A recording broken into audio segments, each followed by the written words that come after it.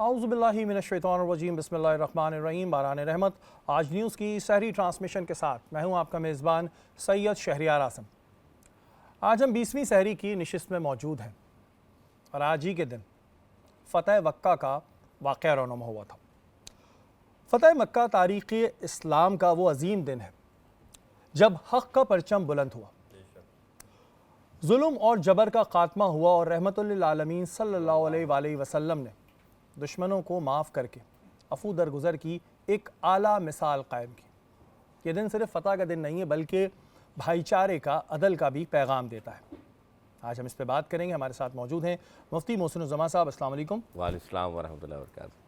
हमारे जो आज के मेहमान हैं, अमूमन अगर हम बात करते हैं फ़िटनेस की, तो फ़िटनेस को लेके हमारे जहन में बहुत सारे सवालात रहते हैं कि कौन सी चीज़ है जिसको खाने से वेट बढ़ता है, कौन सी चीज़ है जिसे खाने से वेट कम होता है, उसके अलावा कौन से ऐसे टाइमिंग्स हैं जिस पे एक्सरसाइज करनी चाहिए। योगा के हवाले से भी बहुत सारी चीज़ें हैं, एरोबिक के हवाले से भी बहुत सारी चीज़ें हैं। हमारे साथ आज जो मेहमान हैं उनका 15 साल का माशाल्लाह इस चीज़ का तजुर्बा है। फ़िटनेस ट्रेनर हैं, हमारे साथ मौजूद हैं शाज़िया असद। अस्सलाम वालेकुम। वालेकुम अस्सलाम। आपको खुशामदीद कहते हैं। Thank you. हमारी जो दूसरी मेहमान है वो बड़ी ख़ास मेहमान है। वैसे हमारे सारे मेहमान बड़े ख़ास होते हैं, लेकिन वो ख़ास क्यों है मैं आपको बताता हूँ। अगर हम बात करें 2012 की, 13 की, तो आज न्यूज़ की स्क्रीन पे आपने इन्हें बहुत देखा होगा और एक अरसे तक ये काम करती रहीं। बहुत अच्छी एंकर पर्सन भी हैं, टेलीविज़न ड्रामों में एक्टिंग भी की है, कमर्शियल्स भी की हैं, और उसके बाद ये गायब हो गई। जब गायब हो गई तो फिर हम इन्हें ढूंढते रहे कि भाई आप कहाँ चली गई, और फाइनली हमने इन्हें ढूंढ लिया। ये आज टीवी का एक पार्ट थी और हमारे साथ मौजूद हैं महाम निज़ामिया। अस्सलाम वालेकुम। वालेकुम अस्सलाम। Thank you for having me और इतना अच्छा इंट्रोडक्शन देने के लिए। नहीं, आपको बहुत ज़्यादा ढूंढना पड़ा हमें, और ढूंढने के बाद फाइनली आप हमें मिली और फिर हमारी इस ट्रांसमिशन में आई। ये हमारे लिए बड़ी खुशी की बात है। आपको खुशामदीद कहते हैं महाम अपनी नशिस्त में। अस्सलाम वालेकुम। वालेकुम सलाम। जी है ना, आप भी जो है मैं। हाँ बिल्कुल, हाथ धो के खाना बनाएंगे। मैं हाथ धो के यहाँ पे आके पहले मैं वॉश करती हूँ, फिर आप बाद में जाते हैं। ठीक है जी, ये तो भारत, लेकिन मैं मजाक कर रहा था। क्या बना रही हैं आज आप? मैं आज बना रही हूँ fajita rice. Fajita rice sauce जी। अच्छा ठीक है जी, ये मुझे बताएं कि ये किस तरह तैयार होता है। बस ये अभी चिकन का मैं थोड़ा सा कलर चेंज कर रही हूँ। डालडा कुकिंग ऑयल में मैं इसको जो है उसकी भुनाई कर रही हूँ। और डालडा 80 सालों से पाकिस्तान भर की माओं का डालडा पर बेहद भरोसा रहा है, क्योंकि डालडा कभी भी सेहत और क्वालिटी पे कॉम्प्रोमाइज़ नहीं करता। डालडा का रमज़ान 250 रुपये तक की बचत के साथ, और जहाँ माम था वहाँ डालडा। बिल्कुल जी। थोड़ा सा डालडा कुकिंग ऑयल मैं और डालूंगी, मुझे कम लग रहा है, ताकि मैं अच्छे से फ्राई कर सकूँ चिकन को। इसका मैं अभी कलर चेंज कर रही हूँ। बाकी यहाँ पे सारे स्पाइसेस रखे हुए हैं जो कि इसमें ऐड होंगे, और फिर हम इसको राइस के साथ मिक्स थोड़ा स्पाइसी रखिएगा, थोड़ा सा, ज़्यादा नहीं, थोड़ा सा स्पाइसी रखिएगा।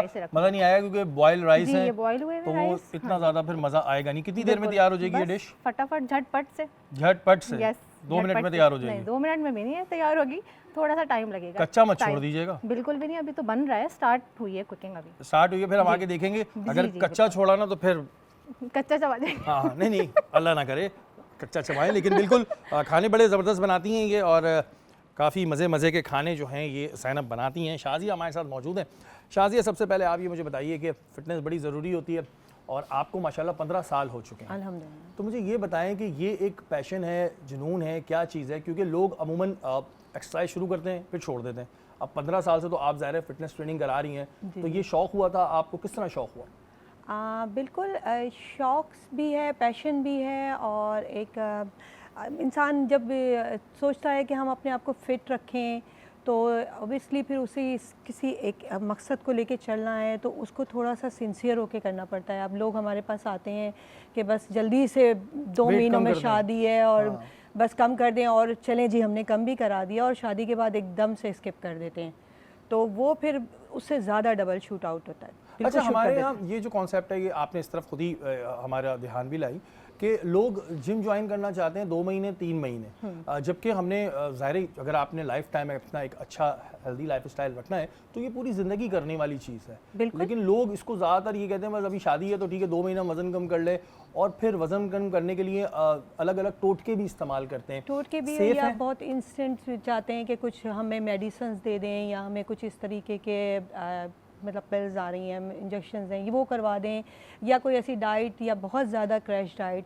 लेकिन हम ये कहते हैं कि आप अपना लाइफ स्टाइल ही ऐसा रखें ना कि आपको ज़रूरत ही ना पड़े आप कि इतनी ज़्यादा क्रैश डाइट पे आपको जाना पड़े।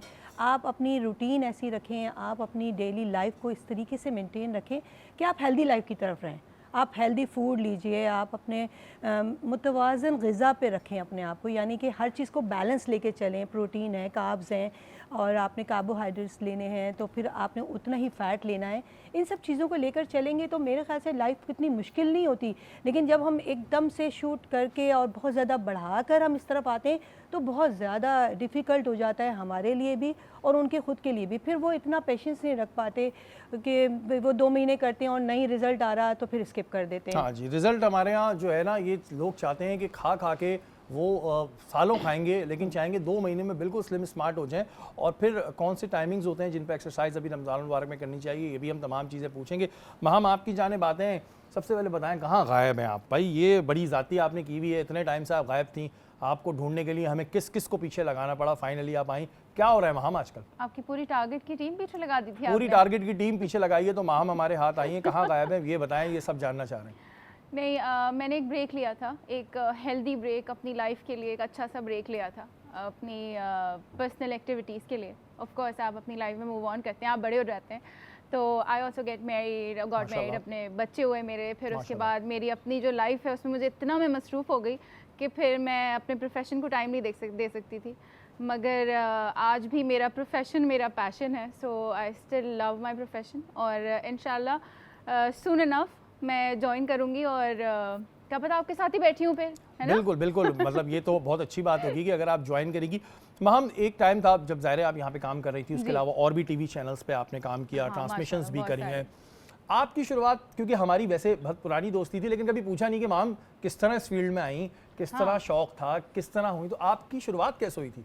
हाँ, शौक हमेशा से था, बिकॉज़ मैं मेरी 5 बड़ी सिस्टर्स हैं, तो मैं उन सब के लिए एक जो है ना वो हमेशा से एंटरटेनर रही हूँ। आई वाज द मतलब मुझे हमेशा से सबको एंटरटेन करना, बात करना, मजाक मस्ती करना मेरा हमेशा से एक शौक था। तो जब मैंने अपना प्रोफेशन मैंने पिक किया था तब भी मुझे एक बाय चांस ही हुआ था, ये ऑफ कोर्स प्लान नहीं था, मगर बाय चांस हुआ और क्लिक हो गया। एंड देन मैं एक शो से मैंने स्टार्ट किया था, शो होस्ट किया, उसके बाद फिर एक्टिंग भी की, फिर मॉडलिंग भी की, फिर बहुत सारी इस तरह एक्सपीरियंसेस करते करते करते फिर मैंने एक्ट्रेस होने पे एंड किया। फिर एक्टिंग करते करते फिर देन आई क्विट, मुझे अब फिर अपनी लाइफ की तरफ जाना था। अच्छा, आपके बच्चों को पता है कि हमारी अम्मी इतनी मशहूर थी? बच्चों को पता है ये बात? मेरे बच्चे भी इतने बड़े नहीं हैं एक्चुअली, वो मेरी बेटी है, शी इज़ 5 years old, माशाल्लाह, तो अभी काफ़ी छोटी है, उनको अभी पता नहीं है पता नहीं है अभी। पता नहीं है। अच्छा मैम, वैसे ज़ाहिर है क्योंकि आपने हर जॉनरा में काम किया, आप होस्टिंग की बात करें, होस्टिंग भी की, आपने कमर्शियल्स भी किए, आपने एक्टिंग भी की, पर्सनली किस चीज़ में ज़्यादा मज़ा आता है? होस्टिंग में होस्टिंग में ज़्यादा मज़ा आता होस्टिंग में बहुत मज़ा आता है। और सबसे मज़े की बात ये होती है कि आप you can be your self, और आप अपना आप होकर जो आप लोगों से शेयर कर सकते हैं, जो अपनी अच्छी बातें शेयर कर सकते हैं, अच्छी एक्टिविटीज़ शेयर कर सकते हैं, एंड देन आप मिलते हैं रोज़ नए नए लोगों से, वो एक बहुत मज़े का एक्सपीरियंस होता है। उसके अलावा एक्टिंग बहुत एक चैलेंजिंग टास्क है, मैंने किया, बिकॉज बहुत टाइम टेकिंग भी बहुत टाइम टेकिंग है। पूरा पूरा दिन आपको जो है वो काम करना है, और डिफरेंट गेटअप्स हैं, डिफरेंट लुक्स हैं आपके, बहुत मेहनत है, बहुत मेहनत, बट वो भी एक काम है। But I love my profession, वैसे जैसे मैंने आपको बोला, तो मुझे बहुत अच्छा लगता है। मैंने सब कुछ अपनी मेहनत से, अपने शौक से किया। I loved it. आज टीवी का कैसा रहा था एक्सपीरियंस? याद है आपको 2012-13 हमारी बड़ी अच्छी ज़ाहिर दोस्ती भी थी, है स्टिल है, और बहुत हम लोगों को उस टाइम पे मज़ा आता था। तो वो टाइम कैसा था? माम मिस करती हैं कभी आप? मैं, पता है शहरी, मैं बहुत मिस करती हूँ। और वो मेरा, वो कहते हैं ना, वो गोल्डन ईयर्स में से वो 2-3 साल मेरे ऐसे थे जिसमें मुझे बहुत मज़ा आता था, मैं बहुत इन्जॉय करती थी। हमारी पूरी टीम, चाहे वो आज टीवी की हो गई, चाहे वो प्ले टीवी की हो गई, हम जो भी शोज़ करते थे, फिर हमारे गेस्ट, हमारा मोस्ट रिस्पेक्टेबल की पूरी टीम, आई मिस एवरीबडी। मुझे असद हो गया, फरहान हो गए, ये लोग हो गए, मेरे सारी टीम के लोग, आई मिस देम। बहुत अच्छे थे, सब बहुत अच्छे थे, मेरा बहुत अच्छा वो एक बड़ा ज़बरदस्त सा टाइम था। वैसे टाइम अभी भी बुरा नहीं है, टाइम अभी भी अच्छा है, बिल्कुल बुरा नहीं है, लेकिन ज़ाहिर है हम जब अपने किसी पुराने कलीग से मिलते हैं ना, तो हमें एक बड़ी अच्छी फीलिंग इस हवाले से भी आती है कि ज़ाहिर एक टाइम गुजरा होता है आपका, उसके बाद लाइफ में ज़ाहिर हर कोई बिजी हो जाता जैसे है। तुम्हें मिलते ही मुझे चीख मारने का दिल चाह रहा था, because I got so happy and excited. हाँ वाकई में इतने टाइम बाद जो है वो महाम से मुलाकात भी हुई और फिर ज़ाहिर खुशी हुई कि ज़ाहिर अपनी लाइफ में बड़ी अच्छा माशाल्लाह सेट चल रही है। वैसे किस तरह की अम्मी आप? स्ट्रिक्ट अम्मी हैं? क्योंकि जब आप यहाँ पे थी तो आपका गुस्सा भी बड़ा मशहूर था, तो अब कैसी आप हैं? बच्चों को डांटती नहीं डांटती? हाँ यार, मैं वाकई बहुत स्ट्रिक्ट अम्मी हूँ। मुझे नहीं अंदाज़ा था कि मैं ऐसी हो जाऊँगी। उसमें मेरे हस्बैंड का भी कमाल है वैसे बहुत ज़्यादा। वो एक होता है ना गुड कॉप और बैड कॉप, उन्होंने मुझे बना रखा है अपने बच्चों के लिए ऐसा। वो खुद जो है वो स्पॉइल करने वाले बने रहते हैं, उनको बहुत खुश रखते हैं, और मैं जो है वो हर वक्त डांटती हूँ, मैं हर वक्त समझाती हूँ। बट हाँ, आई लव देम, तो मैं चाहती हूँ कि वो अभी तक ये डांटने का जो प्रोसीजर है इनका चल रहा है, अभी तक बच्चे बेचारे जो हैं वो जुल्म सितम जो है बर्दाश्त कर रहे हैं। अच्छा शाजिया, जैसे उस वक्त बात हुई थी, आपने कहा कि भाई ये एक पैशन है, लोगों को ज़ाहिर करना भी चाहिए, तमाम चीज़ों की तरफ आना चाहिए। रमज़ानुल मुबारक में अमूमन लोग रोज़ा रखने के बाद एक्सरसाइज करते हैं, आप क्या समझती हैं कि बेस्ट टाइमिंग क्या है? देखिए, ये डिपेंड करता है आपकी अपनी बॉडी पे कि अगर आप ज़्यादा डिहाइड्रेटिंग फील नहीं करते, आप कर सकते हैं, तो बेस्ट टाइम हमारा जो होता है वो आप इफ्तार से पहले करें, बेस्ट है। लेकिन अब कुछ ऐसे हमारे क्लाइंट्स हैं कि जो नहीं इतना स्टेमिना, या उनको प्यास फील होती है या उनकी बॉडी में इतना स्टेमिना नहीं होता, तो फिर हम उनको कहते हैं कि आप रोज़ा खोलिए, लेकिन इफ्तार में बहुत लाइट फूड, यानी कि सिर्फ फ्रूट्स या कुछ ऐसी खजूर से रोज़ा खोल के देन आप फिर हाफ़ एन आवर के बाद फ़ौरन एक्सरसाइज करिए।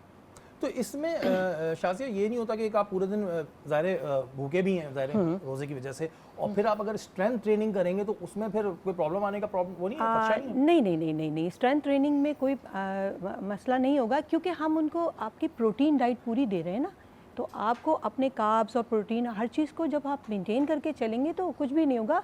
और ड्यूरिंग रोज़ा आप इतना स्ट्रेंथ ना करें, आप ज़्यादा स्ट्रेचिंग कर लीजिए, ज़्यादा वेट पुल करने की ज़रूरत नहीं है। आप कोशिश करें कि अगर आपको मसल्स वगैरह पे काम करना है तो वो आप आफ्टर इफ्तार करें। ठीक है जी। शाजिया, अमूमन लोग जब जिम ज्वाइन करते हैं तो बहुत सारे जो होते हैं कहते हैं कि ट्रेनर की ज़रूरत नहीं है, आप क्या समझती हैं कि कितना ज़रूरी होता है ट्रेनर, ख़ास तौर पे बिगनर्स के लिए? ज़रूरी होता है, क्योंकि देखिए बॉडी शेप में लाने के लिए आप चाहेंगे, आप 2-3 स्टेप्स करेंगे और फिर थक जाएंगे, या आप कुछ ज़्यादा कर लेंगे और फिर उस दिन फेड अप होकर बैठ जाएंगे कि दूसरे दिन पेन हो रहा है। तो ट्रेनर आपको बिगनर्स से स्टार्टिंग से आपको ऐसे लेके चलते हैं कि जी आपकी बॉडी में कितना स्टैमिना है, आपका फ़ैट कंटेंट क्या है, आपका BMI क्या है, आपका BMR क्या है, वो सारी चीज़ें चेक करके फिर हम उनको उस तरह का एक शेड्यूल बना के देते हैं, जो कि उनका एक पूरा प्लान होता है वीक का, कि उनको कितने दिन में कितने सेट्स लगाने हैं, कितने उनके रैप्स होने चाहिए, क्या है वो हर चीज़ का, हर बॉडी का सेम नहीं होता, वो एज वाइज होता है। किसी को हाई इंटेंसिटी वर्कआउट कराना होता है, किसी को लो इम्पैक्ट करवाना होता है, तो वो फिर जाएंगे और जाके बस देखेंगे, वो सारी मशीनों को इस तरीके से यूज़ कर लेते हैं जाके कि आज सभी कर लेंगे ना, तो फिर वो हाँ उनके लिए कामयाब नहीं होगा, यानी कि वो अपनी बॉडी को सेट नहीं कर पाएंगे और वो ज़्यादा थक होकर के बैठ जाएंगे। अच्छा, हमारे यहाँ कुछ जिम्स की मैं बात कर रहा हूँ, हम ये भी देखते हैं कि नॉन प्रोफेशनल ट्रेनर्स होते हैं। एक तो हर बंदा जो 4 दिन एक्सरसाइज करता है ना, वो कहता है मैं बहुत अच्छा ट्रेनर हो गया हूँ। तो ये कितना नुकसानदेह होता है कि अगर हम किसी अनाड़ी ट्रेनर के हाथ चढ़ जाएँ, तो क्योंकि एक्सरसाइज अगर कुछ ऊपर नीचे हो जाए तो उससे इंजरी आ जाती है। बिल्कुल मोस्टली देखिए, अगर हम योगा और एरोबिक्स की बात करें तो उसमें इस तरह की कोई चीज़ नहीं होती, लेकिन जब हम स्ट्रेंथ ट्रेनिंग की बात कर रहे होते हैं तो फिर उसमें आप जाहिर बात है वेट लिफ्टिंग भी कर रहे हैं, और उसमें आपका एक प्रॉपर ट्रेनर आपके साथ होना चाहिए जो कि आपकी हेल्प करे वेट उठाने में, रखने में। जैसे कुछ स्टेप्स ऐसे होते हैं जैसे डेड लिफ्ट्स वगैरह हैं, अगर उनमें ज़्यादा आपने वेट ज़्यादा फर्स्ट टाइम में उठा लिया तो आपकी बैक की बोन्स डैमेज हो जाती हैं, आप सारी ज़िंदगी के लिए बैक पे पड़ जाते हैं, और बहुत सारी इस तरह के मसल्स हैं, किसी को शोल्डर जो होते हैं वो फिर हो जाते हैं, फ्रोजन शोल्डर्स हो जाते हैं या इंजरी हो जाती है उनके, तो वो सारे मसाइल आते हैं। उससे बचने के लिए बेहतर तो यही है कि आप एक ट्रेनर लें और वो आपको सही से गाइड करेगा और फिर उसके साथ आप करें, या अगर आपको थोड़ी बहुत नॉलेज है तो फिर आप इतनी ज़्यादा हैवी वेट पुल ना करें। इस बात को वैसे भी कह सकते हैं ना कि अगर आप बिल्कुल इस तरह डॉक्टर पे से जो पैसे लगाने हैं बाद में किसी इंजरी के, बिल्कुल वो आप पहले उस ट्रेनर पे लगा दें, हेल्प कर सके ट्रेनर। लेकिन ट्रेनर का भी जो है वो एक्सपीरियंस होना बहुत ज़रूरी है, क्योंकि हमारे यहाँ बहुत से जिम इस चीज़ को भी नहीं देखते। जो नए जिम खुलते हैं वो ठीक है, अपना एम्बियंस अच्छा बना लेते हैं, एटमॉस्फेयर अच्छा बना लेते हैं, लेकिन रखते वही वाले ट्रेनर हैं, मैंने देखा है। नहीं, मगर होता ये ना, देखिए अब किसी ने आप पे ट्रस्ट करके आपको अपनी बॉडी आपके हाथ में दी है, ठीक है। अब मैं किसी भी, बिल्कुल देखिए वो जिस तरह से हम एक डॉक्टर के पास जाते हैं ना, तो वो हमारी तमाम डिसीज़ को देखता है, इसी तरीके से हमें भी उनके तमाम मेडिकल इश्यूज़, उनके तमाम चीज़ों को देखते हुए उनका पूरा एक वर्कआउट प्लान करना होता है। ये तो चीज़ें वो चीज़ें बहुत इंपॉर्टेंट है। तो उसमें आपके ट्रेनर का एक्सपीरियंस होना, ट्रेनर का क्वालिफाइड होना भी बहुत ज़रूरी है। और ये बहुत जो है ना इंपॉर्टेंट चीज़ें होती हैं, लोग इसको कभी कभी सीरियस नहीं लेते हैं, लेकिन अगर खुदा ना खास्ता आप किसी अनाड़ी ट्रेनर के हाथ आ जाएंगे तो इंजरी भी होगी और दूसरे प्रॉब्लम्स और भी ये हो मोस्टली सकते हैं। होता है, और ये होता है ये हमने तमाम चीज़ें मेरे देखी पास हैं। कितने क्लाइंट आते हैं कि हमने इस ट्रेनर के साथ किया था तो हमारा शोल्डर जो है बिल्कुल फ्रोज़न पे चला गया है, या हमारा ये मसल काम नहीं कर रहा, या हमारे नीज़ में इश्यूज़ आ चुके हैं क्योंकि उनको इतनी ज़्यादा कार्डियो के नाम पे ट्रेडमिल्स वगैरह ज़्यादा करवाई जाती हैं, जिसकी वजह से वो उनके नीज़ डैमेज हो जाते हैं। अब हर ये देखिए एक एज ग्रुप होता है जो ट्रेडमिल कर सकता है, लेकिन जब हम 40 और 45 की या 50 की बात करते हैं तो वो लोग इतनी रनिंग नहीं कर सकते, इतनी रनिंग भी नहीं कर सकते, और हर चीज़ अपने लिहाज से ना सोचा करें कि अगर आप इतनी देर कर सकते हैं तो दूसरा नहीं कर भी, सकता। या हम इतना वेट उठा सकते हैं तो दूसरा भी उठा सकते हैं। बिल्कुल। हम आपकी जानिब आते हैं, आपने ये तो जवाब दे दिया था कि जी मुझे होस्टिंग में ज़्यादा इंटरेस्ट है। अब होस्टिंग में भी अलग अलग ज़ाहिर जॉनराज होते हैं। आपने रमज़ान ट्रांसमिशंस भी की हैं, आपने फ़नी होस्टिंग भी की है, क्राइम शो आपने नहीं किया। तो अगर आप शुरुआत करना चाहेंगी तो किससे करना चाहेंगी अभी? मैं क्राइम शो की तरफ तो बिल्कुल भी जाना नहीं पसंद करूँगी, क्योंकि मैंने एक दफ़ा ऐसे सिर्फ बोलने की कोशिश की थी, तो मेरे जो सामने वाले थे वो काफ़ी हंसे थे कि आपकी आवाज़ पे, और वो जो दैट क्या होता है उसको, सनसनीखेज सा म्यूज़िक बजता है आपके पीछे और आप बोलते हैं, वो वाला मेरा टोन नहीं है, मैं बोल नहीं सकती वैसे। तो मेरे सामने वाले लोग हंसना शुरू हो गए थे और उन्होंने कहा था कि आप प्लीज़ ट्राई मत कीजिएगा अभी। तो आप बच्चों को तो इतना डांट रही होती हैं, तो फिर वहाँ जाके क्रिमिनल्स को भी डांट दीजिएगा, इसमें कौन सा फ़र्क पड़ेगा? हाँ, वो मैं ट्राई कर सकती हूँ, लेकिन वो फिर मुझे फिर तो वैसे चलें, क्राइम शो आपने कैंसिल कर दिया, आप कौन से उसमें चाहेंगी कि आप जी ये वाली होस्टिंग अब शुरू कर दें? और ज़्यादा वैसे मज़ा किसमें आया था आपको? हाँ, मुझे हमेशा से जो है वो मॉर्निंग शो ही पसंद था, और मुझे आज टीवी के साथ भी मेरा जो एक्सपीरियंस था उसमें मैंने मॉर्निंग शो भी किया था।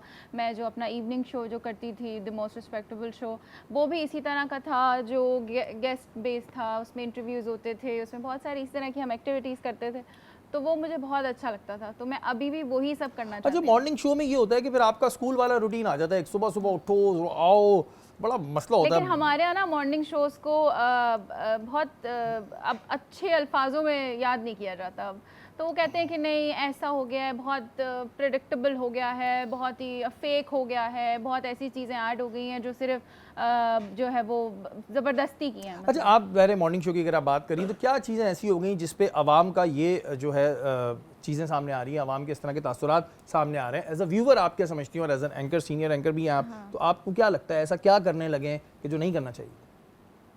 बहुत ही मतलब वो चीज़ें ऐड कर दी हैं जिसको कहते हैं कि सिर्फ अपनी व्यूअरशिप बढ़ाने के लिए ऐड कर दी गई हैं, जिसमें बहुत से फेक लोगों को बिठा के फेक एक्ट करवाए गए हैं, जिनको लोगों ने बाद में समझ लिया कि नहीं ये दिस कांट बी ट्रू, ये सच नहीं है, वो सच नहीं है, ऐसा नहीं है, और इतने मेड अप चीज़ें जिसमें आप इतने बड़े बड़े गेटअप्स हैं, इतनी बड़ी बड़ी शादियाँ, इतने बड़े बड़े चीज़ें, बेसिकली तो शादियों पे बात शुरू हुई थी कि हाँ ऐसी शादियाँ नहीं करवानी चाहिए जो कि आप हर कोई एक अफोर्ड नहीं कर सकता, उसको हर तरीके से लेके नहीं चल सकता अपने साथ।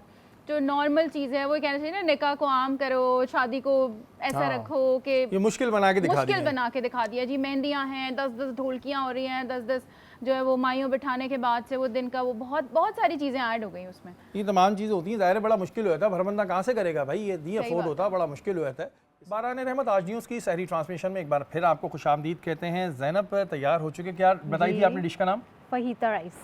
स्टाइल के नाम लाती है ना, fajita, not fajita, fajita rice. Fajita rice जी, पता नहीं लग रहा है किसी की बिरयानी है ये देखें, टाडा, कितने खूबसूरत। हम देसी लोग हर चावल की डिश को बिरयानी बनाते हैं। हाँ, ये बिरयानी और चाइनीज के बीच का ही कुछ लग रहा है। अभी आपके खा के देखिएगा जनाब, ये बहुत मज़े के राइस, फहीता राइस। ठीक है, अब इसमें और आपने कुछ करना और है? जी जी बिल्कुल करना है। मेरी तो मतलब डिश कंप्लीट ही नहीं होती जब तक मैं थोड़ा बहुत नेस्ले मिल्क पैक का उसमें टच ना दूं। बिल्कुल जी, नेस्ले की क्रीम है, 100% डेयरी क्रीम है, इसमें कोई वेजिटेबल फैट शामिल नहीं है। नेस्ले क्रीम 2 वेरिएंट्स में आती है, और देख रहे हैं आप कितनी इन्होंने इस पे जो क्रीम डाल दी है, तो और ज़्यादा एक एनहेंस हो गया। ड्रिंक क्या बना रही हैं आप? ड्रिंक मैं बना रही हूँ करशी से, इसका रेड वाला इलायची वाला शरबत यूज़ कर रही हूँ, क्योंकि इलायची खाने से प्यास भी नहीं लगती है सहरी में मोस्टली, तो ये बहुत हेल्दी भी रहता है और बहुत रिफ्रेशिंग सा रहता है। तो मैं ये दूध और करशी, और वैसे भी इसमें एक अच्छी चीज़ है, गर्मियों के रोज़ों में ना तबीयत को ठंड लाने के लिए करशी जामे शीरी से बेहतर कोई मशरूब नहीं होता। और इसलिए रौनक रमज़ान में सहर व इफ्तार दस्तरखान पे करशी जामे शीरी सब पीते हैं। मस्त है। हाँ माम, ये वो नहीं लग रहा वो जो उसके बाहर मिलता था अक्सर स्कूल के बाहर, ग्रीन वाला जो शरबत आता था? सुनो, तुम ज़्यादा पुराने हो। हाँ अच्छा, आप लोग स्कूल के बाहर से कुछ नहीं खाते थे ऐसा लेके? नहीं, स्कूल के बाहर से कुछ भी नहीं खाते, हमारे कैंटीन में सब मिलता था। हाँ, हम लोगों के यहाँ तो मिलती थी ये चीज़ें। अच्छा माम, आज आप ये बताएं कि आप कितने साल बाद किचन में आके खड़ी हुई हैं? बात सुनो, मुश्किल से 2 से 3 घंटे गुजरे होंगे। खाना बनाना सब कुछ सीख लिया मैंने, मुझे अब सब कुछ आता है। अच्छा, बहुत अच्छी बिरयानी मुझे याद है कि 2011-12 में आपको अंडा उबालना भी नहीं आता था तो अब ये आपने कैसे सीख लिया और क्या क्या बना लेती हैं आप? नहीं, माशाल्लाह से मैंने वाकई में, ये बात बिल्कुल सही है कि मुझे कुछ भी बनाना नहीं आता था, बट मैंने अब इतना कुछ सीख लिया है। मैं बिरयानी भी बनाती हूँ, मैं चिकन कढ़ाई बहुत अच्छी बनाती हूँ, मैं अपने बच्चों के लिए, मेरे बच्चे मुझे जो बोलते हैं उनके लिए सब कुछ बनाती हूँ। फिर हम कब आएँ? आप जब चाहे वो बोली कभी भी मत आए। अच्छा ये बताएं, तो सीख किससे लिया आपने, कहाँ से सीख लिया, कौन सी बहन ने सिखा दिया? नहीं, बहन ने नहीं सिखा दिया, खुद ही सीखा है मैंने, और YouTube की वीडियो से देख के और इधर उधर चीज़ें देख देख के, और बहुत सारा। कभी किचन में जाती हैं आप यानी कि? बिल्कुल जाती हूँ। हाँ, मुझे ये ख्याल है, मैंने कहा पता नहीं कितनी देर बाद, ये कितने सालों बाद किचन में आई होंगी। बिल्कुल, मुझे ये सारे ब्रांड्स पता भी यहाँ हैं अब, और मैं ये सारे ब्रांड्स यूज़ भी कर चुकी हूँ, बिकॉज मुझे अब पता है, मैं किचन में जाती हूँ। अच्छा, जैसे आप फिर अपना कुकिंग चैनल ही शुरू कर दें जब इतनी चीज़ें बना रही हैं तो? हाँ, सो नाइस ऑफ यू शेरी, क्योंकि तुम मुझे इतनी सारी चीज़ें इतनी देर में बता चुके हो कि मैं ऑलरेडी बहुत, आई एम वेरी हैप्पी। मैं भी, ये मुझे लग रहा है मुझे भी ना यहाँ रह के ना कुकिंग आ जाएगी। वैसे शाज़िया, आप करती हैं कुकिंग या नहीं करती हैं आप? बनानी है ना अपनी मेंटेन रखने के लिए। तो आपके घर वाले तो यही परेशान रहते होंगे, हर चीज़ में आप डाइट फूड ले आती होंगी, ये डाइट, ये वो डाइट। हेल्दी, लेकिन जिनको नहीं करनी है, अब वो तो हस्बैंड है, उनको नहीं करनी होती, तो अब ज़बरदस्ती तो नहीं कर सकते ना कि तुम बॉइल्ड एग खाओ, उन्हें तो अपना फ्राई चाहिए। तो बस ये चीज़ें हैं, कहीं कहीं जाके क्लैप्स हो जाता है हमारा कि भाई नहीं, आप जब उनको पकोड़े चाहिए, अब मैं डाइट पे हूँ तो मैं वो रखती हूँ, मैं और मेरे बेटे वगैरह जो हैं हम लोग एयर फ्राई करके खाते हैं, वो अपने फ्राई करके खाते हैं। हाँ भाई, फ्राई करके खा रहे हैं, ठीक है, इसमें कोई प्रॉब्लम नहीं है भाई, जिसका जो दिल चाहे वो खाएं। अच्छा, ये बड़ा प्रॉब्लम होता है जो भी फिटनेस से रिलेटेड लोग होते हैं ना, तो उनको हर चीज़ में होता है ये इतना है, ये इतना है, फिर हम कहते हैं जो मिल रहा है खा लो। तुमने तो बताया ही नहीं, तुम कितने समोसे पकौड़े अफ्तार में फोड़ लेते हो? ये बहुत देर से वो कह रहे हैं ब्रेक ले लो, ब्रेक ले लो, ब्रेक ले लो, या वक्त तो है ब्रेक का, ब्रेक के बाद आ जाओ। बारान रहमत आज न्यूज़ की सारी ट्रांसमिशन में एक बार फिर आपको खुशामदीद कहते हैं। जैसे कि हमने शुरुआत में कहा था कि आज हम बात करेंगे फ़तह मक्का के हवाले से, और फ़तह मक्का ज़ाहिर आज 20 रमज़ान अल मुबारक को ये वाक़या रौनमा हुआ था। मुफ्ती मोहसिन साहब हमारे साथ मौजूद हैं। मोहसिन भाई, ये फ़तह मक्का का पस मंज़र क्या था, और इस पर ज़रा सी मैं चाहूँगा कि आप रोशनी डालें। औज़ु बिल्लाहि मिनश शैतानिर रजीम, बिस्मिल्लाहिर रहमानिर रहीम। क़ाल अल्लाहु तआला फ़िल क़ुरानिल मजीद, इन्ना फ़तहना लका फ़तहम मुबीना, आमनतु बिल्लाहि सदक़ल्लाहुल अज़ीम। तमाम तारीफ़ें अल्लाह रब्बुल इज़्ज़त के लिए जो कि खालिक़ कायनात है। लाखों दुरूद सलाम मेरे आका हज़रत मोहम्मद सल्लल्लाहु अलैहि वसल्लम की ज़ात पर, जो अल्लाह के महबूब और अल्लाह ने उन्हें रहमतुल आलमीन बनाकर भेजा है।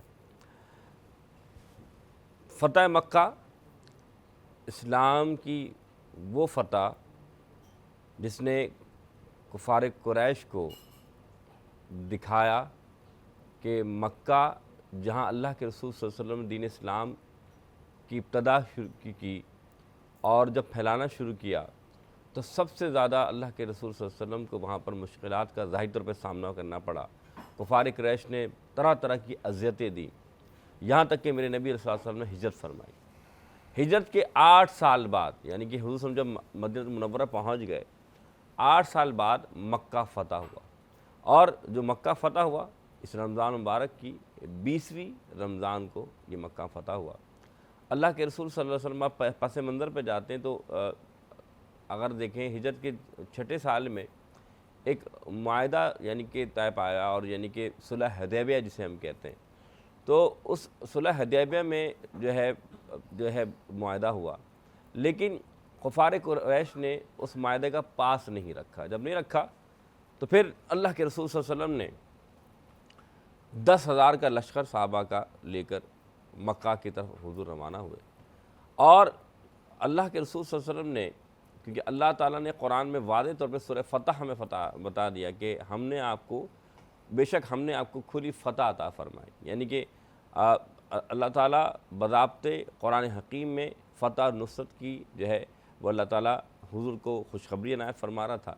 और हुज़ूर अल्लाह के हुक्म के मुताबिक मक्का जब पहुँचते हैं तो हुज़ूर अकरम सल्लल्लाहु अलैहि वसल्लम ने सबसे पहला जो अमल किया वो देखने वाला और समझने वाला है कि जिन कुरैशियों ने, जिन मक्के वालों ने हुज़ूर पे जुल्म सितम किया, ताइफ के मैदान में पत्थर नाउज़ुबिल्लाह जो है वो भी जो है देखा कि मेरे नबी अलैहि सल्लम के नाले मुबारक जो खून से लहू लहान हो गए, लेकिन हुज़ूर ने उनके लिए भी बद्दुआ ना फरमाई। तो यकीन माने जब मक्के में मेरे आका दाखिल हो रहे हैं तो मक्के वाले डर रहे हैं आज शायद हमारा सर कलम कर दिया जाएगा, आज शायद हमारे साथ जो है बहुत ज़्यादती होगी, लेकिन मेरे नबी ने फरमाया आज मोहम्मद ने सबको माफ़ कर दिया। सुभान अल्लाह, सुभान और अल्लाह। सिर्फ माफ़ी नहीं फरमाया बल्कि मेरे आका ने फरमाया कि अमान है उसको जो अपने घर में चला जाए, अमान है उसको जो बैतुल्लाह यानी हरम शरीफ में आ जाए, अमान है उसको जो अबू सुफियान के घर चला जाए, यानी अल्लाह के रसूल सल्लल्लाहु अलैहि वसल्लम सबको अमान अता फरमाया। अच्छा मोहसिन भाई, जब नबी करीम सल्लल्लाहु अलैहि वसल्लम ने फ़तह मक्का करने के बाद जब बैतुल्लाह में गए थे तो क्या हुक्म दिया था, क्या अहकामात जारी किए थे? बहुत ज़बरदस्त सवाल। सबसे पहली बात हज़रत बिलाल से फरमाया कि बिलाल जाओ काबे की छत पे चढ़ जाओ और अज़ान दे डालो।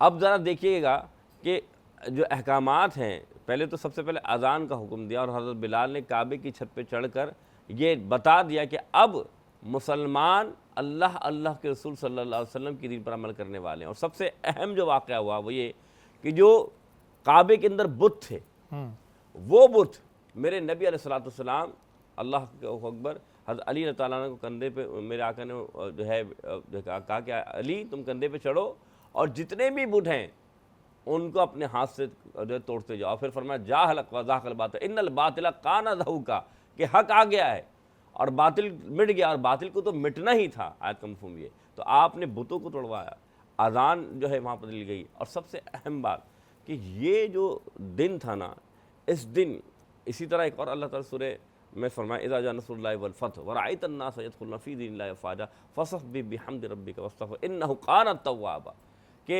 अल्लाह ताला ने उस दिन फ़तह नुसरत तो अता फरमाई, लेकिन फ़तह मक्का के दिन ही अल्हम्दुलिल्लाह उस दिन से जोक दर जोक जो कुफ़ार कुरैश थे, जो इस्लाम को नहीं मानते थे, इस्लाम के पैरोकार नहीं थे, वो इस्लाम में दाखिल होना शुरू हो गए। अच्छा मोहसिन भाई, फ़तह मक्का से पहले जो कुरैश थे और मुसलमान थे, इनके क्या ताल्लुक़ात थे, कैसे ताल्लुक़ात? अरे है क्या बात की, देखें ताल्लुक़ात की बात आई तो बात याद रखिएगा, कोई किसी का भाई भी था, कोई किसी का चचा भी था। अगर आप अबू लहब की बात करें वो हुजूर के चचा, लेकिन सरदारान कुफ़ार कुरैश में थे। अच्छा, अगर इसी तरह बात करें कि बहुत सारे लोग आपस में रिश्तेदार थे, लेकिन अल्लाह के रसूल पर ईमान लाने के बाद सबसे बड़ी जो दौलत मुसलमानों की हो गई वो हुजूर की अताअत और फरमाबरदारी हो गई। अब तमाम रिश्तेदारियाँ जो हैं वो दूर हो चुकी थी, लेकिन अल्लाह के रसूल सल्लल्लाहु अलैहि वसल्लम ने जो तालीमात दी, आप यकीन माने इस तालीमात से हमें जो पता लगता है वो पता लगता है कि जो दीन है हमारा, हज़रत अबू बकर सिद्दीक़ रज़ियल्लाहु अन्हु के बेटे एक मरतबा कहते हैं, कौन, अबू बकर सिद्दीक़ रज़ियल्लाहु अन्हु कि जब वो कुफ़ार कुरैश के साथ थे तो कहते हैं एक जन्म में आका जब हम आपके साथ थे वालिद मोहतरम, तो आप मेरे तलवार के करीब थे, बेटे काफिर थे उस वक्त, तो मेरे फरमाया कि मैं उस वक्त आपकी गर्दन को नाउज़ुबिल्लाह कुछ कर सकता था, लेकिन मैंने इसलिए नहीं किया कि आप मेरे वालिद थे। तो हब्बर सिद्दीक़ ने फरमाया कि अगर तुम मेरी तलवार के दर्द में आते तो मैं ये नहीं सोचता तुम मेरे बेटे थे, क्योंकि मैं अपने नबी का गुलाम हूँ। अच्छा मोहसिन भाई, जैसे मैंने इंट्रोडक्शन में कहा था कि ये सिर्फ फ़तह के दिन नहीं है, ये इसमें ज़ाहिर भाईचारा भी सामने आया, रहमदिली भी सामने आई, क्योंकि जैसे आपने बयान फरमाया कि जब हुज़ूर पाक सल्लल्लाहु अलैहि वसल्लम इतनी बड़े लश्कर के साथ गए थे वहाँ पर, तो उनके जहन में यही था कि जी हमें तो आज हमारा सर कलम कर दिया जाएगा, लेकिन ना करने की वजह यही थी कि उसके बाद लोग जोक दर जोक मुसलमान होना शुरू हो गए। देखिए बात पता है क्या शाही भाई, सिर्फ मुसलमान ही नहीं हुए, ये इन्होंने देखा इस्लाम कितना अमन पसंद मज़हब है कि आप देखें कि हुजूर ने सिर्फ ये नहीं फरमाया कि जो है कि वो जो है अगर कोई शख्स बैतुल्लाह में आ रहा है तो उसका अमान है, बल्कि कोई घर में भी चला जाता है अपने और बैठ जाता है तो उसको भी कोई तकलीफ़ नहीं दी जाएगी, बल्कि आज सबको सरेआम हुजूर ने माफ़ी अता फरमा दी और फरमा दे कि आज सबको माफ़ी है। इसमें एक और बात बताऊँ, अल्लाह के रसूल सल्लल्लाहु अलैहि वसल्लम के चचा थे हज़रत अमीर हमज़ा, और उनका कलेजा खाया था एक जंग में, उसका नाम था एक औरत का हिंदा। हिंदा, बिल्कुल। और यकीन माने उस दिन अल्लाह के रसूल ने उसे भी माफ़ फरमा दिया, फरमाया, और उसने ईमान कबूल कर लिया। फरमाया लेकिन तुम मेरे सामने नहीं आना। क्यों? क्योंकि तुम्हें देख के मुझे अपने चचा याद आते। तो हमारा दीन तो ये सिखाता है टॉलरेंस, बर्दाश्त, सब्र, कि अल्लाह के लिए जीना है, अल्लाह के लिए मरना है, अल्लाह के लिए दोस्ती करनी है, अल्लाह के लिए रिश्तेदारी करनी है। लेकिन मोहसिन भाई, हमारे यहाँ मसला ये है कि हम बदला लेने को किसी से कहते हैं ना, क्योंकि इंतकाम लेने को बहादुरी का नाम देते हैं, और हम ये कहते हैं कि नहीं जी हमने ये बड़ा काम किया है। अगर हम कहते हैं ना कि तालीमात पे अमल करना, तो हमें तो फिर हमारे हर जो वाक़यात इस तरह के रोनुमा होते हैं, ये कोई ना कोई हमें लेसन दे रहे होते हैं, कोई ना कोई हमें सबक दे रहे होते हैं। देखिए पहली बात ये कि इससे बढ़कर और क्या होगा कि आपके सगे चचा के साथ ऐसा हो और आप अल्लाह के खातिर, यानी अल्लाह के दीन की खातिर उसे माफ़ फरमा दें। मेरे नबी ने ये हमें एक बहुत बड़ा मिसाल कायम की कि आज हम ज़रा सी बात पे जो दुश्मनियाँ करके बढ़ जाते हैं और एक दूसरे दुश्मन कि फ़लाँ ने मेरे साथ ऐसा किया, अब तो मैं ज़िंदगी भर ऐसी बात नहीं करूँगा। मैं एक मिसाल देता हूँ। हुजूर ने फरमाया एक मुसलमान 3 दिन से ज़्यादा उस मुसलमान से नाराज़ नहीं रह सकता। लेकिन आज हम, भाई मुझे फ़लाँ दावत में मामू ने नहीं बुलाया, अब तो 1 साल की नाराज़गी है। अगर फ़लाँ ने मिसाल मेरे सास ने कहा कि भाई तुम्हें तो उसने अच्छे कपड़े नहीं दिए, तो भाई मैं अब वहाँ ससुराल क्यों जाऊँ। तो इतनी छोटी छोटी बातों पे आप यकीन माने, मैं एक बात बड़ी ज़रूर की समझाना चाहता हूँ। हुजूर ने फरमाया ये जो शब कदर अब आ रही है, ताक रातें आ रही हैं, इन ताक रातों में अल्लाह ताला बड़े बड़े गुनाहगारों को माफ़ फरमा देगा, बड़े बड़े। लेकिन कुछ लोग ऐसे होंगे जिनको तब भी माफ़ी नहीं मिली। उनमें से एक होगा वो जो क़तअ ताल्लुक़ करता हो। बिल्कुल जी, और इस पर हमने पहले भी बात की थी कि क़तअ ताल्लुक़ की अगर बात है और आप ये समझते हैं कि ठीक है अब आपका इसके साथ रहना या बात करना सही नहीं है, लेकिन आप सलाम दुआ की हद तक रहें। ये ना हो कि आप सलाम दुआ से भी चले जाएं। और हम बात करते हैं कि हम नमाज़ पढ़ते हैं, हम कुरान पढ़ते हैं। मैं हमेशा ये बात कहता हूँ कि नमाज़ पढ़ो तो नमाज़ को समझ के पढ़ो कि अल्लाह ताला ने नमाज़ क्यों फ़र्ज़ की। कुरान पढ़ो तो कुरान समझ के पढ़ो कि अल्लाह ताला कहना क्या चाह रहा है। अब अगर हम बात फ़तह मक्का की करते हैं तो कितनी बड़ी मिसाल मिलती है। अगर चाहते जी जंग जीती थी, सर कलम करते, काफिर थे, लेकिन वहाँ पर जो मिसाल कायम की उसके बाद क्या रिज़ल्ट आए ये हमारे सामने। सहरी का दस्तरखान इस वक्त यहाँ पे लगा हुआ है, और जो इन्होंने क्या बताया था, बड़ा मुश्किल से नाम था बता, जो भी राइस हैं वो बड़े अच्छे बने, नो डाउट। लग रहा था सारी चीज़ों को मिक्स कर दिया, जैसे हम घर में होता है ना रात का सालन बच्चे सबको चावलों में मिक्स कर लें टेस्ट आता है। लेकिन बड़ा अच्छा, बहुत अच्छा टेस्ट है। लेकिन हम मेहमानों से पूछते हैं। मोहसिन भाई आप बताएं कैसे लगे आपको? खा रहा हूँ मैं, अच्छे हैं माशाल्लाह, अच्छे हैं माशाल्लाह, ठीक है जी। शाजिया बताएं कैसे लगे आप? जी अच्छे हैं उस लिहाज से कि जैसे कीमे वगैरह में ऑयल नज़र आ रहा है, तो इनकी ये हमारी डाइट के लिहाज से बहुत अच्छे हैं। डाइट के लिहाज से सब कीमत तो ज़ाहिर है बाहर से है, लेकिन ये बहुत अच्छी बनाए इन्होंने, तो उसमें ज़्यादा ऑयल नहीं नज़र आ रहा और थोड़ी वेजी भी नज़र आ रही हैं, तो प्रोटीन भी है, कार्बोहाइड्रेट भी है, और सारे वो यानी कि जी पूरी प्रोटीन शेक है ना, पूरा प्रोटीन शेक तो नहीं है, लेकिन हाँ ये कि इसमें सारे आपने चीजें डाल दी तो मैंने कहा प्रोटीन शेक का ही नाम दे देता हूं उसको। माम बताएं जी कैसा लगे? माम ने तो खाया ही नहीं। और नहीं वाकई में मैं सिर्फ मैंने यही खाया है अभी तक, और मैं समझ रही थी मज़े का नहीं होगा, लेकिन ये वाकई बहुत मज़े का, बहुत डिफरेंट टेस्ट है।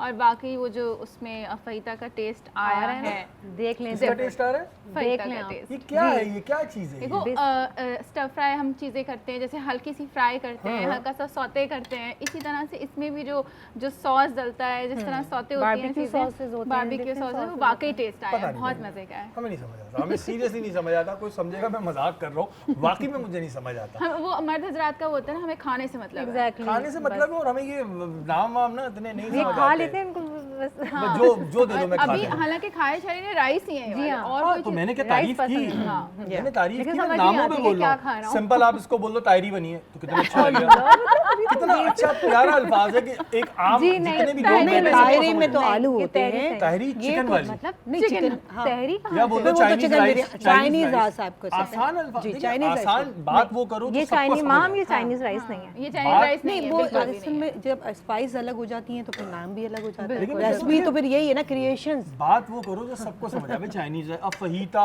कोई बोलेगा फजीता, तो ये मिक्स बड़ा प्रॉब्लम हो जाता है। लेकिन बहरहाल ठीक है।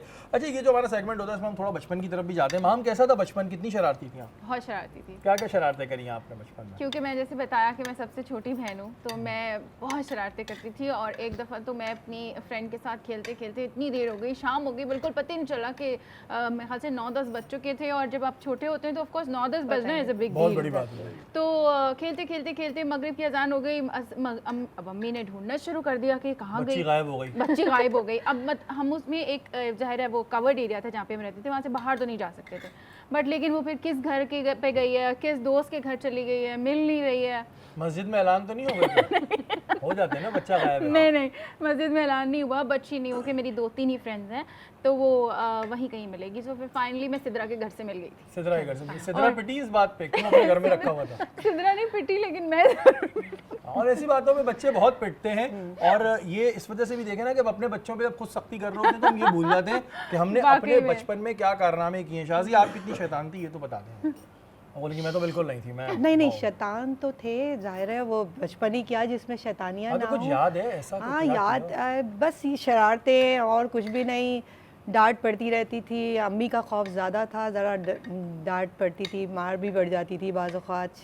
छोटी वाली बहन के साथ मिलकर कुछ शैतानियाँ ज़्यादा हो जाती थी। छोटी वाली बहन के साथ मिलकर हाँ, वो ज़्यादा हो जाता था, तो कभी कभी वो से एक दफ़ा याद है कि बहुत ज़्यादा अम्मी से मार पड़ी थी इस बात पे कि वो बस दीवारों पे बैठने का शौक़ हो गया था। तो क्या करती थी कि बस जो हमारे गेट्स वाले बने होते थे, जो अब आजकल नहीं है इतने ओपन घर, अब तो बड़े बड़े ग्रिल्स लग गए हैं। तो पहले हम लोग जब हमारी इस्लामाबाद में लिविंग होती थी तो हम लोग बाकायदा हमारे वरांडे बने होते थे और ओपन एयर्स में हमारे घर होते थे, आगे लॉन्स होते थे। तो हम लोग जाके बस क्या होता था, दीवार पे चढ़े और दीवार पे बैठ जाते थे। तो वो अम्मी को इतनी चिढ़ थी कि दीवारों पे बैठना गलत है, तो उस बात पे इतना मारा था एक दफा अम्मी ने। अच्छा, पहले दीवारों पे बैठने पे पिटते थे, फिर दीवारों पे लिखने पे पिटते थे। बिल्कुल, हम दीवारों पे लिखा करते थे, इस पे पिटते थे। और बिल्कुल। आजकल के बच्चे भी जो है ना दीवारें रंग देते हैं। ऐसा क्यों होता है ना? वैसे आपने लिखा है कभी नहीं, दीवारों मैंने पे? तो कभी नहीं लिखा। मैंने तो हमेशा वो जो मोस्टली एक एज होती है उसमें सारे बच्चे करते हैं, लेकिन आजकल मैं कुछ लोगों को देखने के बड़ा अच्छा, लोगों के माइंड में ये बात आ गई कि उन्होंने उनको बाकायदा बोर्ड ला दी।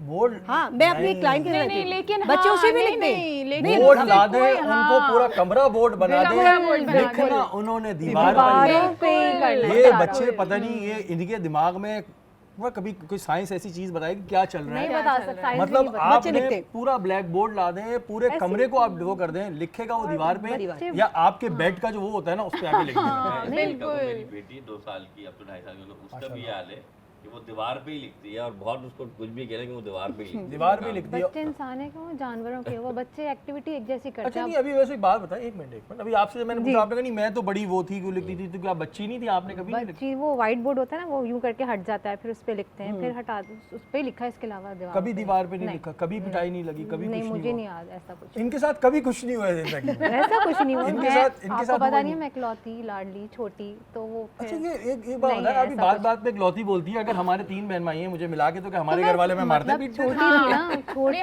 less जो घर के important हो गए। छोटे हैं ना, हाँ। तो वो छोटा तो फिर कुछ भी कर ले वो छोटा होता है। वैसे भी लड़कियां नहीं, ऐसा लेकिन फिर भी छोटा इतनी भुगतना इनोसेंट होती है, इतना पिटती नहीं है जितना लड़के हो शरारती होते हैं। मेरे भी दोनों बेटे थे और दोनों का बचपन ऐसे थे कि बस हर वक्त पिट के गुजरा है। हाँ भाई, मैंने बहुत सख्ती रखी है सख्ती माशाल्लाह। आप? सख्ती, बहुत सख्ती। और बच्चों के मामलों में बस लड़के होते शिकायत भी नहीं ऐसे आनी हैं, ये बात चाहिए, बिल्कुल कहीं सही से है। शिकायत नहीं आनी चाहिए। हाँ, लड़के बस, ऐसे होते बेटियां हैं, बहुत बस प्यारी मैंने होती ये- हैं। लड़के ऐसे होते हैं, जहाँ मिले मारना शुरू कर दो उनको। घर में एक डंडा रखो जिसपे लिखा ओनली फॉर बॉयज। ये ऐसा लगता है कि देख नहीं, रहे हैं असल कितनी में जल्दी लड़कों बात में हो क्योंकि गई। ये जब वो वो ना माएँ बात कर रही हैं, जोड़ी हो ये जाती है ना जब experience बच्चों है। हाँ, दोनों एक जैसे गेम हो जाते हैं उनके। अलग ही शरारत। अच्छा देखिए, यहाँ तो समझ आ रहा है इनको। देखिए बिल्कुल बिल्कुल बिल्कुल, अभी खुद कभी नहीं इन पे मार पड़ी है, मुझे नहीं लेकिन पड़ी, वाकई बच्चों को seriously। मारने पे ये बिल्कुल रेडी बैठी रहती क्योंकि है। लड़कों की शरारतें ही अलग अलग होती होती हैं, हैं, उनकी बहुत ही अलग अजीब होती सी हैं। होती हैं। और आज हमारे मेहमान भी हमारे साथ मौजूद हैं, इसके अलावा मोहसिन भाई भी मौजूद हैं यहाँ पर। और आज बात हो रही थी फ़तह मक्का के हवाले से, तो एक सवाल मेरे जहन में आया, मैंने कहा मोहसिन भाई से पूछते हैं। मोहसिन भाई, जैसे कि आजकल हमारे यहाँ बहुत सारे तनाज़ात हैं, बहुत सारे मसले चल रहे होते हैं, लोगों के इख्तलाफ चल रहे होते हैं, मैं हुकूमती सतह पर भी बात कर रहा हूँ, तो क्या फ़तह मक्का की हिकमत अमली अगर हम तैयार करें तो सही नहीं है? अब बिल्कुल क्यों नहीं।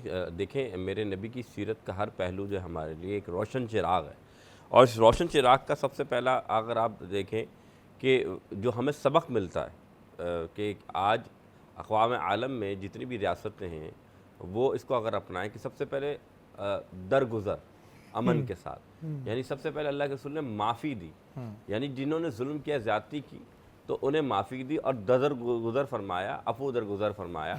और इसका सबसे बड़ा एडवांटेज क्या हुआ कि जो दुश्मन थे वो आपके पर ईमान ले आए, यानी कि उन्होंने देखा कि हमने क्या नहीं किया, लेकिन अल्लाह के रसूल ने ये रहमत फरमाई। तो फिर कुरान ने फरमाया कि जोग दर जोग ये लोग इस्लाम में दाखिल होना शुरू हो गए। तो मालूम ही चला कि जब आप जो है किसी की ज़्यादती के बाद आप ताकत रखते हैं कि उस पर बदला ले सकते हैं, लेकिन फिर भी आप माफ़ कर देते हैं, तो फिर क्या होता है, फिर अमन की फ़िज़ा बहुत जल्द कायम हो जाती है। नंबर 1 बात। नंबर 2 बात जो इसमें देखा जाए कि मुखालफीन के साथ इंसाफ करना, यानी कि अल्लाह के रसूल सल्लल्लाहु अलैहि वसल्लम ने तमाम उन लोगों के साथ ये नहीं देखा कोई अमीर है तो उसे माफ़ किया गया, कोई गरीब है तो उसे माफ़ किया, बल्कि अल्लाह के रसूल सबको माफ़ी दे दी। अच्छा मोहसिन भाई, जो आप बात कर रहे हैं मुखालफीन के हवाले से, ज़ाहिर है फ़तह मक्का तो एक हमारे लिए बहुत बड़ा जिसे कहते हैं हमारे लिए एक रोल है कि हम इसको रोल मॉडल के तौर पे भी इसको ले सकते हैं, लेकिन हमारे यहाँ अक्सर ये होता है कि अगर आप किसी अपने मुखालिफ को माफ़ करो तो कई दफ़ा वो उसको आपकी कमज़ोरी समझ लेता है और कमज़ोरी समझ के फिर वो दोबारा वही हरकत करता है जो आप नहीं चाह रहे होता है। ऐसी सूरत हाल में क्या ये करें? बात बिल्कुल ठीक है, लेकिन उसमें बात ये कि आप उससे पहले दिखा देना, जैसे रसूलुल्लाह सल्लल्लाहु अलैहि वसल्लम साहबा कराम की झुरमट पर तशरीफ़ लेकर आए, अपना जो अल्लाह ताला ने उनको जो नुसरत का फ़तह का जो मनसब था जो था वो दिखाया, और फ़तह, और आज वो जानते थे कि अगर हमने ज़रा सा भी कोई वो किया तो फिर हमारे साथ जो हशर होगा, कि रसूल ने तलक़ीन फरमा दी थी कि देखो वहाँ पर किसी के साथ ज़्यादती नहीं करना, ना कत्ल मत करना, खून रेज़ी ना करना। सहाबा कराम को ये हुज़ूर जो है तालीमात देते हुए आ रहे हैं, लेकिन जब इतने बड़े हुजूम के साथ जब दाखिल हो रहे हैं तो उनको भी एहसास है कि अगर हमने ज़रा सी भी कोई गलती की तो आज हमारे साथ क्या होगा। तो दुश्मन हो या कोई आपके साथ जो एंटी है, उसे आप बता ज़रूर दें कि आप ये सब काम कर सकते हैं, लेकिन अल्लाह उसके रसूल के लिए आप बदला नहीं ले रहे, ताकि उसे भी एहसास हो कि ये बंदे ने मुझ पर एहसान किया है। बिल्कुल जी, ये जितने भी लोग ये देख रहे हैं कि अगर कोई शख्स जो ताकत रखता है और वो आपको किसी चीज़ में माफ़ करता है या किसी चीज़ में आपको इग्नोर करता है, तो उसका हरगिज़ मकसद ये नहीं होता कि आप उसे फॉर ग्रांटेड लेने लगें या आप ये सोचने लगें कि यार इसने क्या करना है। वो ताकत ज़रूर रखता है, लेकिन वो उसका बड़ापन है कि वो आपके साथ ऐसा नहीं कर रहा है। शाज़िया, क्योंकि मैंने शुरुआत में भी आपसे बात की थी योगा और एरोबिक्स के हवाले से, थोड़ा सा हमें बताएं कि योगा और एरोबिक्स करने से क्या फ़ायदा होता है? हमने सुना है कि जो स्ट्रेस होता है, रिलीज़ होता है, ये वाकई में ऐसा होता है? मैंने तो किया नहीं है ना कभी। जी बिल्कुल। देखिए, बहुत से लोग ऐसे होते हैं जो सिर्फ स्ट्रेंथ कर रहे होते हैं, यानी कि वेट मशीन्स वगैरह कर रहे होते हैं, लेकिन वो योगा और एरोबिक्स एक अलग चीज़ है, वो एक्सरसाइज है, लेकिन योगा के बेनिफिट ज़्यादा हैं। क्योंकि पहली चीज़ देखें, फ़िटनेस का उसूल ये है कि फ़िटनेस में आपको अपनी बॉडी की पूरी हेल्थ चाहिए, और वो जब होती है जब आप में फ्लेक्सिबिलिटी भी हो। आप सिर्फ वेट ही ना पुल कर सकें, क्योंकि बहुत से ट्रेनर ऐसे हैं जो बिल्कुल इस तरीके से हाथ भी नहीं कर सकते, स्टिफ हो जाती है उनकी बॉडीज़। तो वो कुछ ऐसे स्टेप्स होते हैं जो वो अपनी ज़्यादा झुक नहीं सकते या ज़्यादा अपने आप को मूव नहीं कर सकते, लेकिन योगा से आपके अंदर इतनी मोबिलिटी और फ्लेक्सिबिलिटी पैदा होती है कि आप उसमें आप अपनी हेल्थ के इश्यूज़, यानी कि अगर आपको कोई कमर के पेन्स हैं या कोई ऐसी चीज़ें हैं, वो सारी चीज़ें एक मेडिकेटेड तौर पर आपको योगा में मिल जाते हैं उनके। अच्छा, योगा करने की कोई एज होती है या अब नहीं, किसी भी अच्छा, उम्र में आके जो है ये वो? बिल्कुल, ये पॉइंट बहुत अच्छा है, क्योंकि देखिए अगर हम स्ट्रेंथ पे जाते हैं तो उसकी एज होती है कि आपने इस इतनी सी इतनी एज में इतना वेट करना है, और उसके बाद अगर आप कर रहे हैं तो आपके लिए सही नहीं है। लेकिन योगा एक ऐसी वाहिद चीज़ है कि जिसके लिए आपको किसी ग्रुप की ज़रूरत नहीं है, कि आपके साथ 2-4 लोग हों, आपने किसी इक्विपमेंट की ज़रूरत नहीं है, आपने किसी भी जगह पे किसी भी फ्रेश एयर में बैठें और अपनी मेडिटेशन करें। तो इसका मेन फ़ायदा आपका एक कनेक्शन होता है जो आप अपने माइंड को पीसफुल रखते हैं, यानी कि आप इतना रिलैक्स फील करते हैं कि समटाइम्स हम बहुत ज़्यादा एंजाइटी में हैं और हम डिप्रेशन में गए हुए हैं, तो अगर आप कुछ भी नहीं करें और सिर्फ आंखें बंद करके, और कुछ इनके मुद्राज हैं, कुछ इनके आसन्स हैं, और कुछ इनके कुछ चीज़ें ऐसी हैं जिनको अगर आप करते हैं तो आप बहुत रिलैक्स फील करेंगे। उससे फ्लेक्सिबिलिटी भी होगी, माइंड भी आपका वो होगा, आपकी एंजाइटी भी दूर होगी, और योगा के बेनिफिट्स में आप अगर जाएं, बिल्कुल मेडिटेशन, या आपको एज एक जो बेस्ट आपकी बॉडी के लिए अगर कोई रिक्वायरमेंट है तो बिल्कुल वो यंगर्स की तरफ लेकर जाता है। फिर स्ट्रेचिंग आपकी बहुत अच्छी होती है। अब देखें जितने भी ट्रेनर्स हैं अब ये कहने लगे हैं कि आप स्ट्रेचिंग करें। पूछी तो ये अगर कोई 45-46 में करेगा तो नहीं, स्ट्रेच बिल्कुल कैसे करेगा? बिल्कुल बहुत अच्छा स्ट्रेच करेगा वो, आहिस्ता आहिस्ता करेगा। आसन टू आसन है देखिए आसन टू आसन है। अब ये बिगनर्स एकदम से, जाहिर बात है वो एक टांग पे नहीं खड़ा हो जाएगा और वो ये नहीं कर सकता कि हाथों पे अपने, वो आहिस्ता आहिस्ता सालों लगते हैं। किसी भी आपको टाइम लगता है अपनी फ्लैक्सिबिलिटी को अचीव करने में, अपने आप को मतलब मोबिलिटी लेने में। अब ये है कि देखिए, अब मैंने देखा है अब बहुत से ट्रेनर कहने लगे हैं कि आप पहले स्ट्रेचिंग करो, पहले वार्म अप करो, दैन फिर स्ट्रेंथ की तरफ जाओ। ये ज़रूरी है, ये ज़रूरी है, क्योंकि अगर हम जाते ही अपने सेट्स लगाना शुरू कर देंगे तो हमें इंजरी हो जाएगी। तो हमें फिर थोड़ा सा वार्म लेना होता है, अपने आप को मेडिटेट करना होता है, मेडिटेशन करनी होती है, फिर उसके बाद हम जब एक्सरसाइज करते हैं तो वो ज़्यादा हेल्पफुल होती है हमारे वेट लॉस जर्नी में भी और हमारी हेल्दी लाइफ में भी। और ये जो उन्होंने बात की कि इसमें थोड़ा ज़्यादा टाइम लगेगा, क्योंकि मैंने इसी वजह से पूछा कि एज क्या होती है। एज कोई नहीं होती है, स्टेप बाय स्टेप आप आगे जाएंगे। बल्कि अगर आप देखें, अगर हम जो हमारे बच्चे आते को बोले 1 महीने में हमें पूरी यूं पीछे तक जाना है। नहीं, लेकिन आपको मैं ये बात बताऊं कि हमारे जो किड्स हैं, मैं सबको यही कहूँगी कि जो हमारे बच्चे हैं उनको ज़रूर योगा करवाएं, क्योंकि उनकी बॉडी इतनी फ्लेक्सिबल होती है कि वो एक बिल्कुल मुड़ जाती है।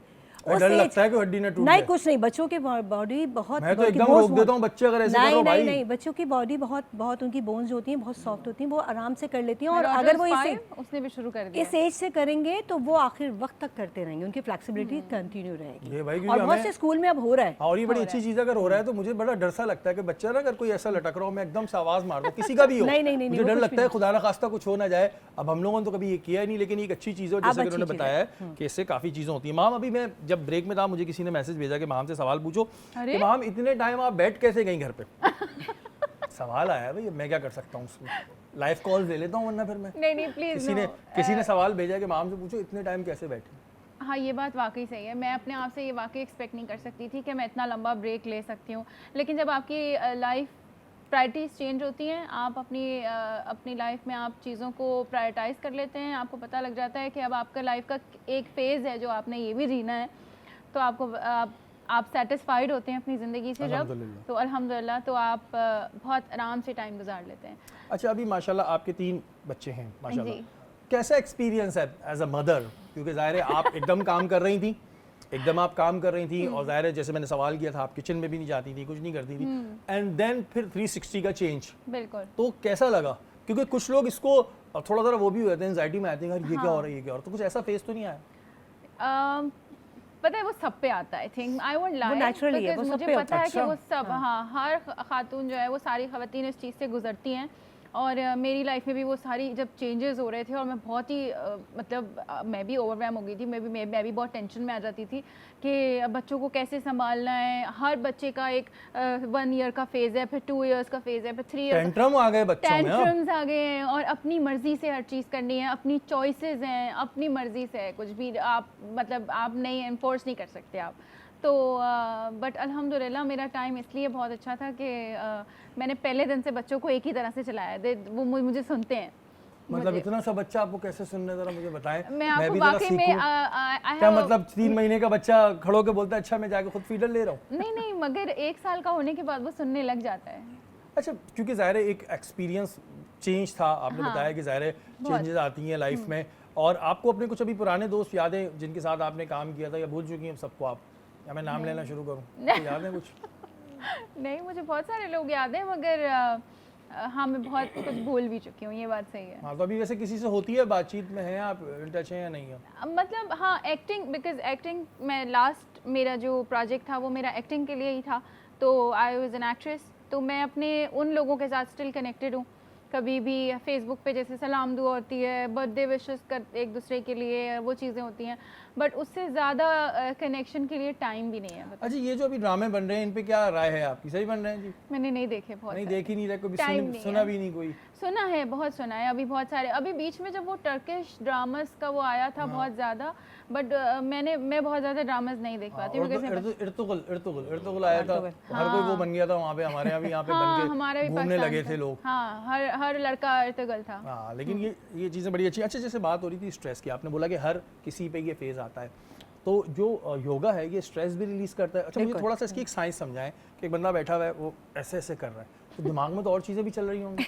नहीं, ऐसे अब मैं देखता हूँ ना कि कोई ऐसे बैठा हुआ है और वो ब्रीथिंग कर रहा है, लेकिन मेरे ध्यान में आता है कि अगर मैं इसकी जगह कर रहा हूँ तो मेरे दिमाग में तो ये भी चल रहा होगा, यहाँ जाना है, वहाँ जाना है, मुझे कोई देख रहा है। हाँ, वो बात बिल्कुल ठीक है आपकी। तो ये डिस्ट्रैक्ट कर देता है काम को? नहीं कर देता है, क्योंकि आपने जब ये माइंड लेके चलना है कि हमने मेडिटेशन करनी है, तो और जब आप बैठते हैं और आप अपनी उसमें, इसलिए हम आपकी ना जो ब्रीथ है ना वो कंट्रोल करवाते हैं, यानी आपने अपनी ब्रीथ को होल्ड करना होता है। ओके, ठीक है, जब आपकी ब्रीथ होल्ड हो जाएगी तो आपकी सोच भी रुक जाएगी। नहीं, लेकिन इस बार जब भी कोई योगा करे, कोई भी करे, तो फिर उसको बिल्कुल माइंड फ्री रखना होता होगा? जी बिल्कुल, हम लोग तभी असर करता है। मेन चीज़ ये होती है जब हम योगा कराते हैं तो हम उनको मेडिटेशन का वर्ड ये होता है, हम उनको ये कहते हैं कि आप इमेजिनिंग करें कि आप सी साइड पे हैं या आप ग्रीन यानी कि ग्रीनरी की तरफ हैं, आप किसी लॉन में घूम रहे हैं, ये चीज़ें हम उनको उसमें टाइम लगता होगा क्योंकि एकदम तो इमेजिन होता नहीं हो जाता है लोग मेरे जैसा मुझ पे योगा फेल है फिर मेरे दिमाग में तो इतनी चीजें चल रही होंगी। आप बैठे किसी दिन तो फिर आपको करवाते हैं, कोई ऐसी बात नहीं होता है, इसमें हम करवाते हैं, इमेजिनेशन करनी होती है आपको डायरेक्ट हिप्नोटाइज करके ना उसके बाद फिर वो क्या बातें पूछ लेंगे। नहीं ऐसा नहीं होता। फिर जब आप पीस की तरफ जाते हैं और आप सोचते हैं कि हाँ जी हमने इसको इस तरह से करना है तो आहिस्ता आहिस्ता आपका रिदम बनने लगता है। बिल्कुल जी, और ये बड़ी वैसे अच्छी चीज़ें आपने सुना है, लेकिन मेरे जहन में कुछ अपने जहन सवाल आए थे अपने दिमाग के हवाले से, तो मैंने जरा कहा पूछ लूँ। मैम कोई मैसेज देना चाहती हैं? बहुत सारे लोग आपको इस वक्त देख रहे हैं, कोई मैसेज आपका? मैसेज बस यही जो अभी भी हम बात कर रहे थे कि अभी आपने जिस तरह बोला था कि कभी किसी के झुक जाने को, किसी के अच्छे से बिहेव करने को आप उसकी कमज़ोरी ना समझें, और ये बात वाकई बहुत सही है क्योंकि आजकल लोगों का बस ये हो गया है कि जो हबड़ तबड़ है, जो नफ्सा नफ्सी जिसको कहते हैं, वो पागल हो चुकी है सारी दुनिया जो है ना, जिस दौड़ में भाग रही है। तो मैं वही कहना चाहती हूँ कि सब्र, तहम्मुल, अमन, इन चीज़ों के ऊपर काम करें, पेशेंस लाएं अपने अंदर, पेशेंस लाएं। शाजिया कोई मैसेज देना चाह रही हैं आप? देखने वाला मेरा मैसेज भी यही है कि कम से कम जो एक दूसरे से नफ्सियाती दौर चल रहा है ना कि बस बदला ले लेना, मेरे पास नहीं है, और ये जो मीडिया को देखकर एक दूसरे से जलन हसद है ना, ये कम करें। जलन हसद पहले से थी मीडिया की वजह से नहीं, तो अभी पहले दिखता नहीं था ना, अब मीडिया पे दिख रहा है, दिखने लगा ड्रामों देखिए अब नहीं ड्रामों में नहीं, अब ये जैसे हम लोग स्टोरीज पे है, फेसबुक पे है, ये सारी चीजें हैं तो वो दिखा रहे हैं सोशल मीडिया मीडिया नहीं, सोशल मीडिया की बात कर रही हूँ। हाँ, सोशल मीडिया, तो वो बाहर भी जा रहे हैं, उनकी ट्रैवलिंग इतनी है, हम तो महल्ले में नहीं निकले, इस तरह के मीम्स आ रहे होते हैं। तो ये चीज़ इसको थोड़ा सा कम करें। हर चीज़ आप अपनी जगह पर बेहतरीन है, अगर आपके पास सेहतमंद लाइफ है, आपके बच्चे आपके साथ हैं, आपको 2 वक्त की रोटी आराम से नसीब है, तो अल्लाह का शुक्र है। बिल्कुल अल्लाह का शुक्र है। तो कहते हैं ना कि अपनी चादर देख के पैर फैलाओ और किसी के बंगले को देख के अपनी झोपड़ी को आग नहीं लगा देते। उसके पास जो प्रॉब्लम्स होंगी वो आपके पास नहीं होंगी। बिल्कुल। मोहसिन भाई क्या मैसेज देना चाहेंगे आप? मैं सिर्फ इतना कहूँगा कि जब भी देखें अपने से नीचे को देखें, ऊपर वालों को मत देखें, फिर आपको पता लगेगा कि अल्लाह ताला ने आपको कितनी नेमतों से नवाजा है। बिल्कुल जी, हमेशा जो है अपने नीचे भी देखा करें लोगों का। जी, और मैं बस लास्ट में ऐड कर लूँ क्योंकि मैं स्पेशल थैंक्स बोलना चाहती थी तुम्हारा शायरी और आज टीवी का एक बार फिर से, बिकॉज मेरी बहुत बहुत अमेजिंग मेमोरीज हैं आज टीवी के साथ। सो सबका थैंक यू, पूरी टीम का थैंक यू, और स्पेशली तुम्हारा। नहीं, आप आई, ये आपकी एक आपने ऑनर दिया है मैं आके, और आप दोनों के लिए बहुत सारी दुआएं। आप लोग अपनी फील्ड में अच्छा काम करें और बहुत सारी आपके लिए अच्छी विशेज़ हैं जो इस नशिस्त से आप लेके जाएंगे, और इंशाल्लाह आप लोगों से फिर भी हमारी मुलाकात आगे भी होती रहेगी। और आज बात हो रही थी, उसमें जो मेन बात है वो मोहसिन भाई ने एक बड़ी अच्छी कही है कि हम हमेशा जो है ना वो अपने से ऊपर को देखते हैं, और इसी वजह से हमारी लाइफ जो है ना बड़ी डिस्टर्ब रहती है, मैंने देखा है। और ऐसा बंदा हर वक्त डिस्टर्ब रहता है कि भाई वो जो ज़ाहिर है अपने से ऊपर को देखेगा तो ऊपर तो फिर ऊपर बहुत लोग हैं। तो जब भी कभी ज़िंदगी में ऐसा हो कि आपको ऐसा लग रहा हो कि मेरे पास कुछ कमी है, तो अपने एक दफ़ा नीचे ज़रूर देखेगा, और फिर आपको पता चल जाएगा कि अल्लाह ने आपको कितनों से बेहतर बनाया। हमारी निशस्त का वक्त ख़त्म हो गया है, कल फिर मुलाकात होगी। अपने मेज़बान सैयद शहरियार आसिम को इजाज़त दीजिए। पाकिस्तान जिंदाबाद।